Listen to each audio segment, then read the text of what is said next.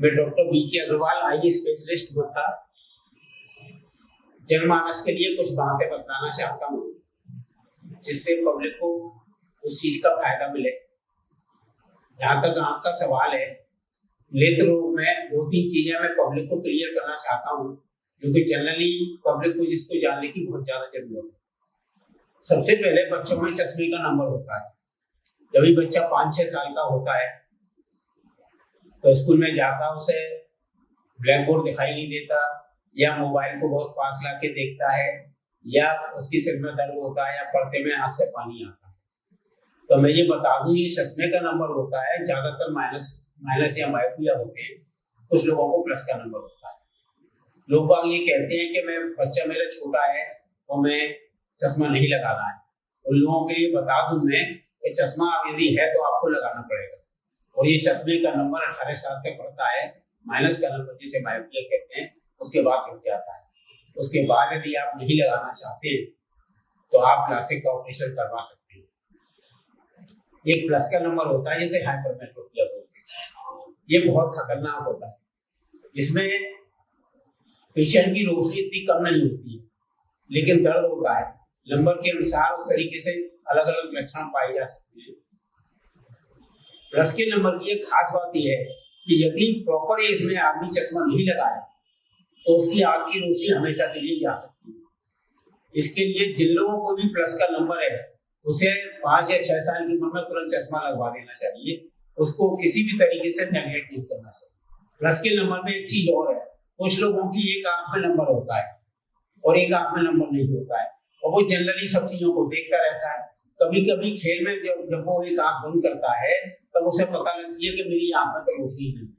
तो लोग जब भी अपने बच्चे की आंखों को एक एक आंख बंद करके दिखवाते हैं, तो ऐसा तो नहीं है एक आंख में रोशनी है दूसरी आंख में रोशनी नहीं। इस चीज के लिए मैंने बहुत देखा है समाज में कि लोगों को पता ही नहीं है उसकी एक आंख में रोशनी नहीं है, और इसकी वजह से जो आंख की रोशनी जाती है प्लस के नंबर में, चश्मा नहीं पहनने से उससे बहुत ज्यादा नुकसान हो जाता है। उसका आगे कोई भी ट्रीटमेंट नहीं। दूसरा प्रैक्टिकल पॉइंट जो जनरली आदमी पूछते हैं, 40 साल के आसपास लोगों को पास का दिखाई देना कम होता है। इसे प्रेसबायोपिया बोलते हैं। जैसे ही अब आदमी को कम दिखाई देना शुरू होता है, वो घबरा जाता है। वो ये सोचता है कि मेरी आंखों में खराबी आ गई, जबकि वास्तव में ऐसा नहीं है।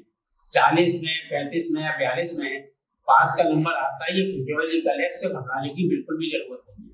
ये एज के अकॉर्डिंग लगता है और सिर्फ पढ़ने में लगाना पड़ता है। एज के अनुसार ये बढ़ता रहता है। कोई भी आदमी इस तरीके से ना सोचे कि मेरी आंखें कमजोर हो गई, इससे आंख की कमजोरी का कोई रिश्ता नहीं। तीसरा पॉइंट मैं कहना चाहूंगा कि जिन लोगों में मोतियाबिंद होता है, पहले जमाने में ऐसा था कि मोतियाबिंद पक जाता था तभी ऑपरेशन करते थे। जब से ये इंट्राओकुलर लेंस का फैशन चला है, आप कभी भी अपना ऑपरेशन करा सकते हैं। जिस वक्त आपको दिक्कत होती है तभी भी आप ऑपरेशन करवा सकते हैं। ये नहीं कि मोतियाबिंद पक जाएगा तभी हम ऑपरेशन कराएंगे। अब लोग आप पूछते हैं कि हम ऑपरेशन कब करवाएं। डे टू डे एक्टिविटी जब भी आपकी सफर करने लगे, आप इसका ऑपरेशन करवा सकते हैं। एक जनरली पॉइंट ये है कि कुछ लोगों को डायबिटीज होती है। डायबिटीज में आपके पर्दे पर खराबी आती है और बहुत ही स्लोली धीरे धीरे करके खराबी आती है। तो उसके लिए आपको रूटीन में आपके पर्दे की जांच जरूर करानी है। मैंने प्रैक्टिकल में देखा है कि लोग डायबिटीज के मरीज अपनी आंखों का रूटीन में जांच नहीं करवाते। वो कहते हैं कि हमारे डॉक्टर ने कहा ही नहीं है। किसी भी तरीके से आपका फिजिशियन आपसे नहीं कहता है, लेकिन फिर भी मैं बताना चाहता हूँ आपको कि डायबिटीज होने के 5 साल बाद हर 6 महीने में एक बार आपकी आंखों की जांच जरूर कराएं, क्योंकि एक लिमिट के बाद जब खराबी आ जाती है उसके बाद उसका कोई इलाज नहीं।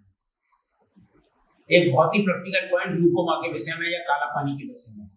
इसमें लोगों को ये भ्रांति है कि आंख के अंदर काला पानी है। एक्चुअली ये मिसनोमर है। काला पानी नहीं होता। आंख के अंदर दबाव बढ़ जाने को, प्रेशर बढ़ जाने को काला पानी बोलते हैं।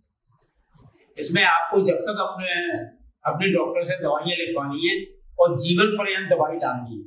पहले इसका ऑपरेशन हुआ करता था, लेकिन यदि दवाइयों से कंट्रोल है तो आपको लाइफ लॉन्ग दवाइयां डालनी पड़ेगी। कुछ लोग कहते हैं हम तो डॉक्टर के पास एक बार गए, अब उन्होंने बता दी, हम दोबारा गए नहीं। ये वाली गलती बिल्कुल ना करें, क्योंकि काले पानी या ग्लूकोमा में जो खराबी आती है वो इरिवर्सिबल है।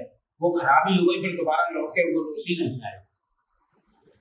एक जनरल पब्लिक को मैं बताना चाहता हूँ कि आँख की छोटी मोटी दिक्कत के लिए लोग केमिस्ट के पास चले जाते हैं और उनसे दवाई ले लेते हैं।